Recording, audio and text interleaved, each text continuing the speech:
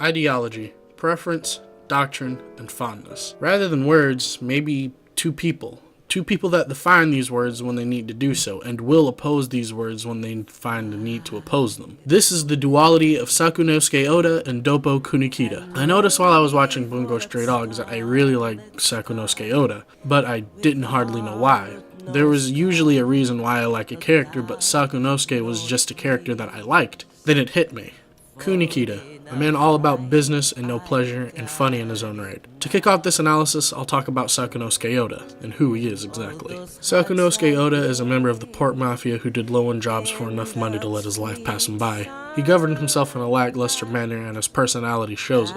He didn't have many particular dislikes or likes. He's simply defined as an uninteresting and boring person right down to his choice of lunch, which is just simply curry. His background is simple and as clear as day. He used to be an assassin, and after 2 or 3 novels of his favorite author, he then realized that what he was doing was wrong and saved 5 children after the occasion. He decided to be a mafioso who didn't kill, which made him an oddball amongst the pork mafia.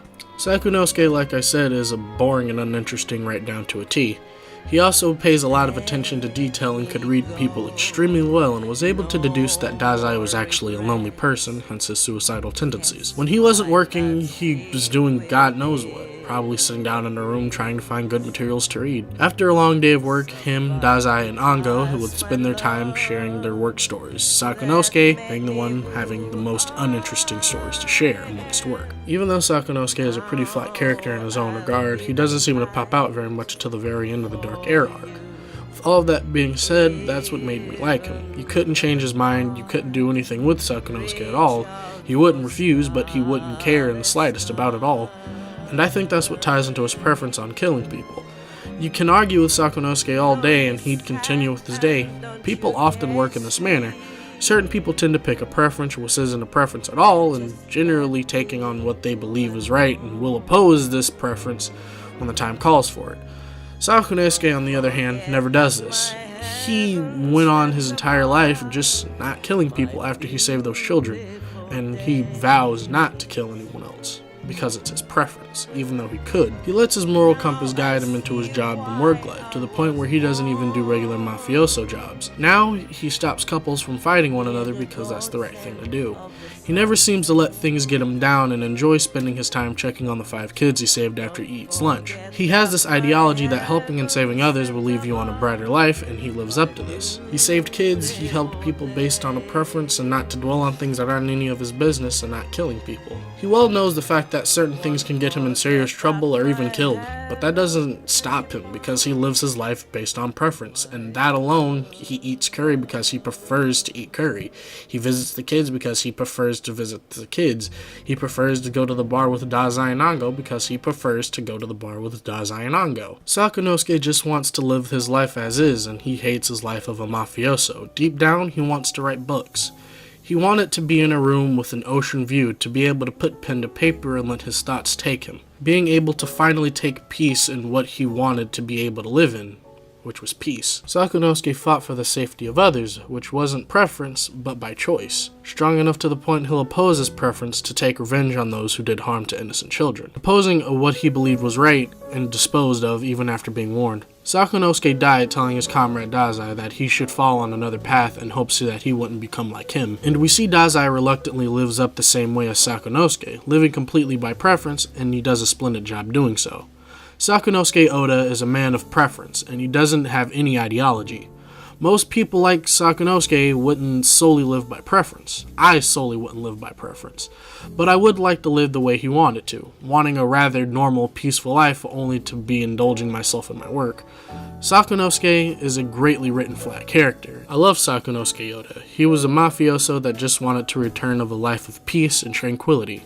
You'll always be remembered and loved, Oda Sakunosuke, a man that lived by preference and wanted to live a life of general solitude with his pen and book in hand. Just to elaborate some more on what a flat character is, in simple terms, it's a character that doesn't undergo any sort of character development. They remain the same the entire series.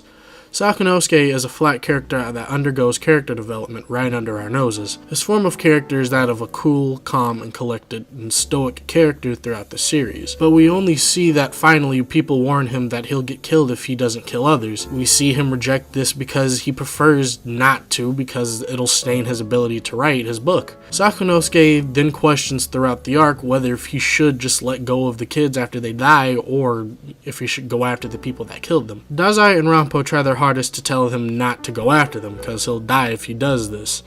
He doesn't question it, he simply accepts that he is who he is. He changed his preference into a choice, and his life ended with a choice that he would never regret. Doppo Kunikida is a man that works for the Armed Detective Agency. He believes that order and structure controls all, and that's the only way for success in his world. He, on the other hand, is obsessed with one thing, and one thing only: ideals. Doppo conducts himself in a careful manner and works in a proper and neat fashion, and doesn't believe he should waste his time doing trivial things such as dealing with Dazai's antics, or have a job not going accordingly. Much like Sakunosuke, Doppo lives by one thing and not much else, and will constantly stay this way throughout the series. But sadly enough, Doppo isn't a flat character in a fashion. He develops more so to the point where he stops trying to look at things ideally and starts looking at things in a more I'll cross the bridge when I get there kind of manner. After he met Asushi, he then realized he can't live for the sake of his ideals if Asushi was around, and that Asushi will go for the best possible outcome during a situation. This inspired Doppo to stop living by his ideals and living more loosely. We see this take effect after Asushi saves Kyoka from Akutagawa. He told Asushi you can't save everyone, which was complemented by a flashback of a few episodes ago of Sasaki dying. Doppo, like I said, is a man of business and no slack. He conducts himself in a neat manner, only for his ideals to get further shot down by an 18-year-old rookie. Though he tries to stay true to his ideals, Doppo attempts to have his ideals be more of a moral compass in life. He doesn't allow it to halt his progress as a character. Kunikida still has more room to grow as a character. I say this because I only watched the anime, because I haven't read the manga. Doppo Kunikida is a man of his ideals, and doesn't allow anything to stop him from doing so. Kunikida likes things to be done in an orderly manner. He wishes to have his ideals guide him along with the wits of knowledge and combat. Unlike most others in the series, Kunikida is by far the most mature in the series, and I like this about him. Kunikida is a different, cool and calm, and partially collected. The reason I like this is because Kunikida is a character that tries to struggle to find himself. And I know that both words, ideal and preference, are logically the same in their definition, but one weighs heavier than the other. Kunikida deals with questioning himself for the sake of his ideals, while Sakunosuke continues to do his job the way he does by choice of preference, and he died in the process. This is Velvet Groove, and I'm signing out.